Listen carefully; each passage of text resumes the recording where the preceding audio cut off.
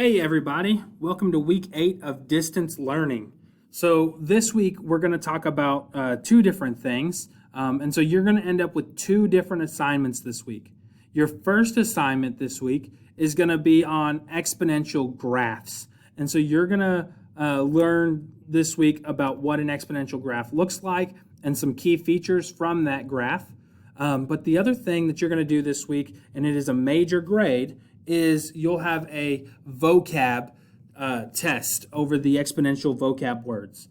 And so for your vocab, this list of words was one that I gave you 2 weeks ago during week 5 of distance learning. And I told you then that we would have a vocab quiz in a couple weeks. And so you're going to want to know all of these words and their definitions so that you can do well on that vocab exam. And then the next thing that we're going to talk about now is exponential growth and exponential decay graphs. And so the graph for exponential functions actually has two different types of graphs.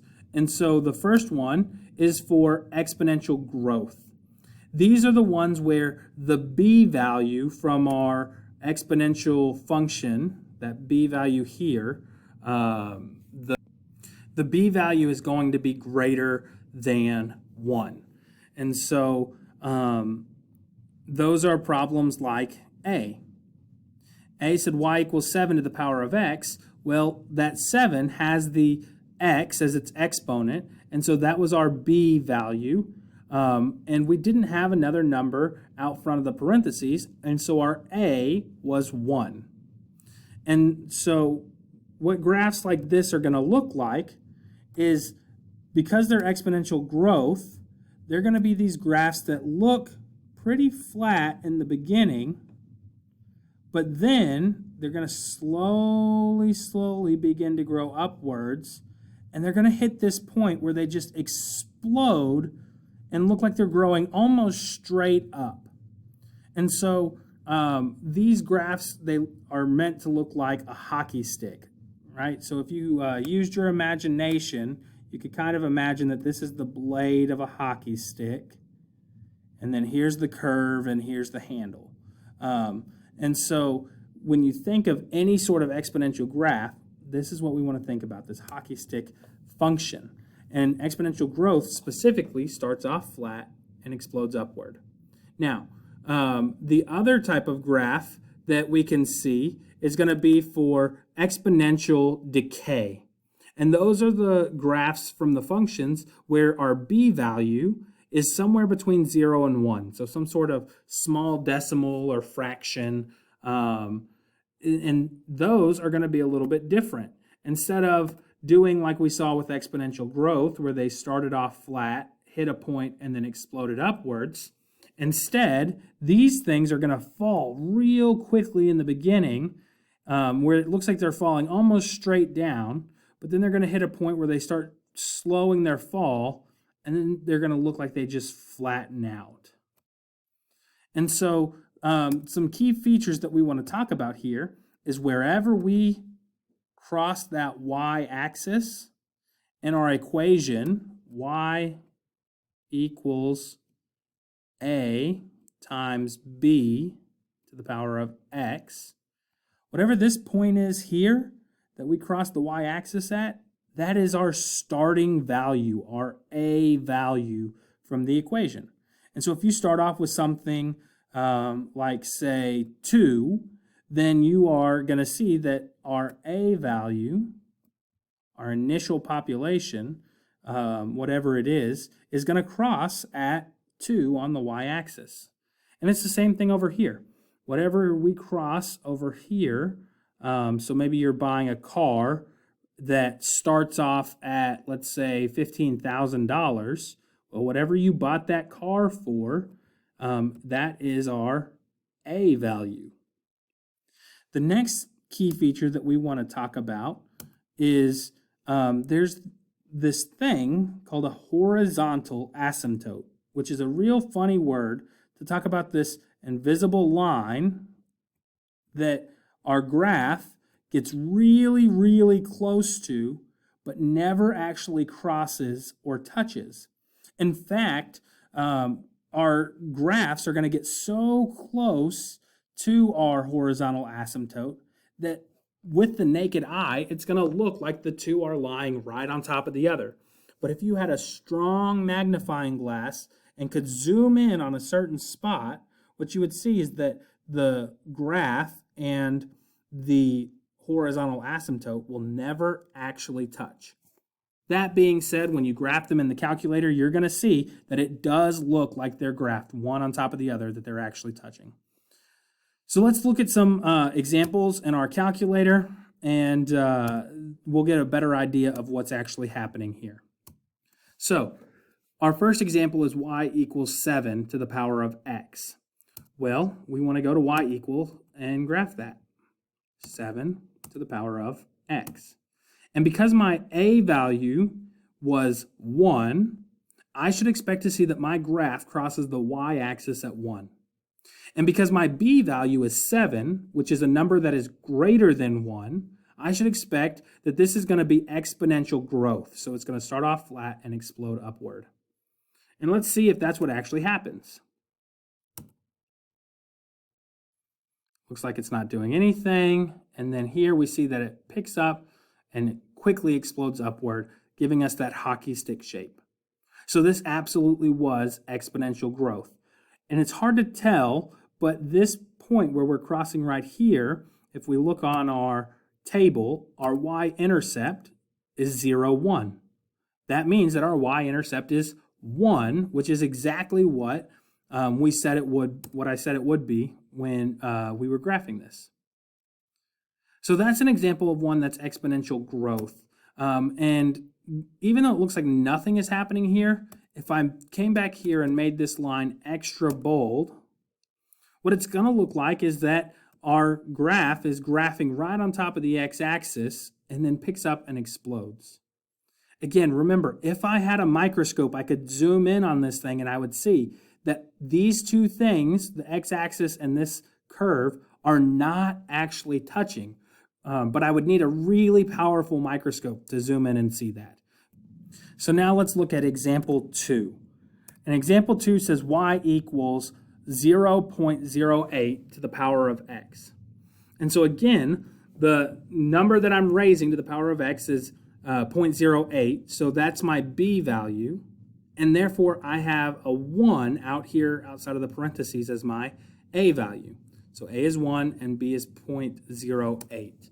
So I'm going to graph that. 0.08 to the power of x.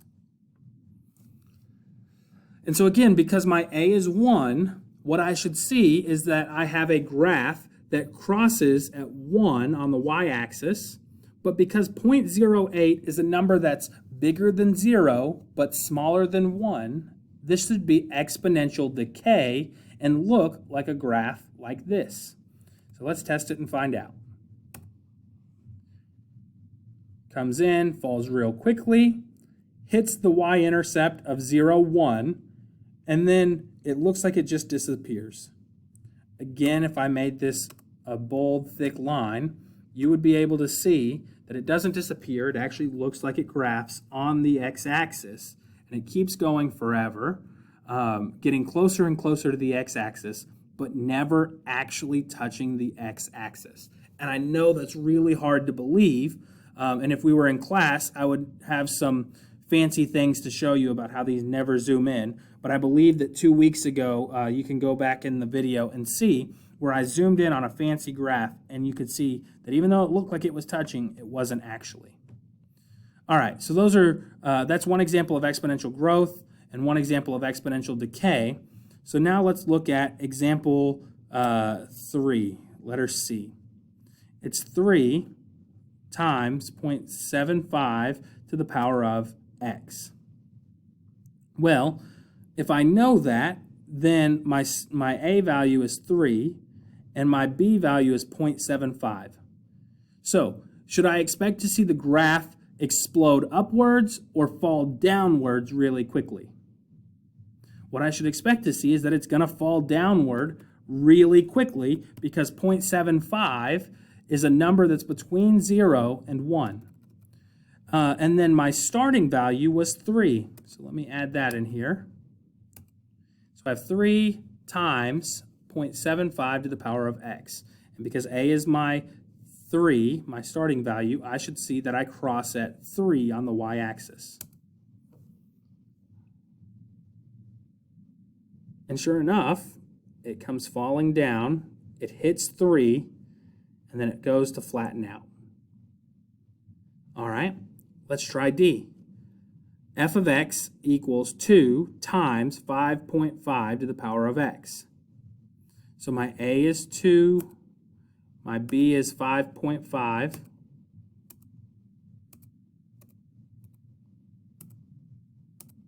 To the power of x.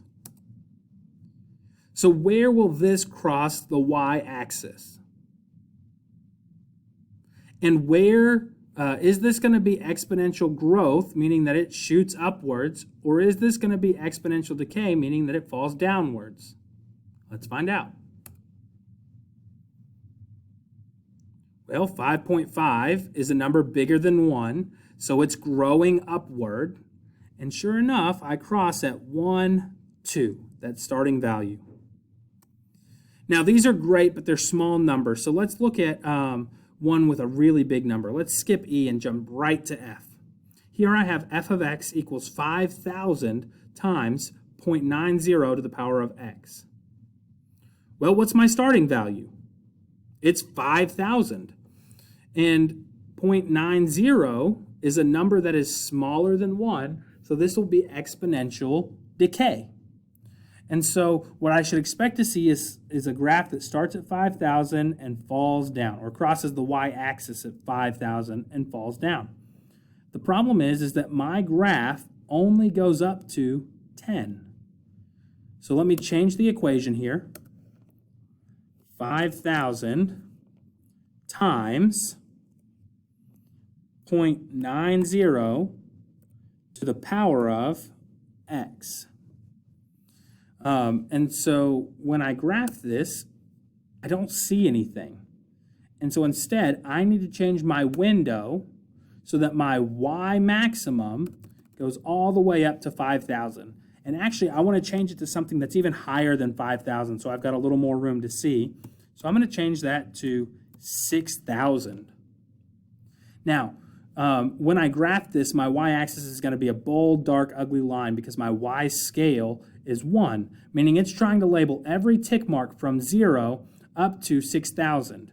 So let's clean this up just a little bit to make it easier to see.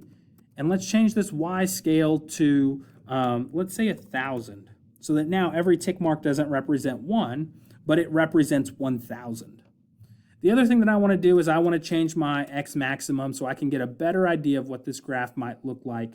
And so I'm going to change it to 20, so it goes out a little bit further.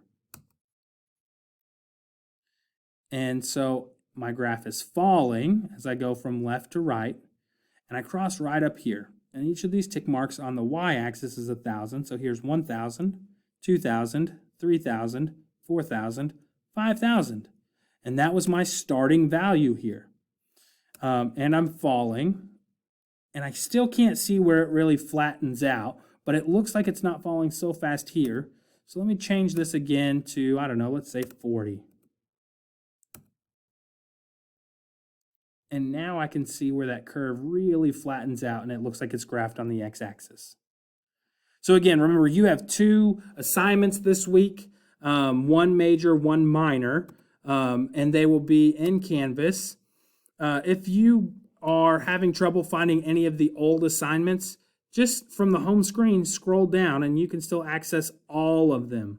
Before you can do the assignments, though, for my class, you have to watch the videos and you have to read the notes before you can move into tackling either one of the assignments.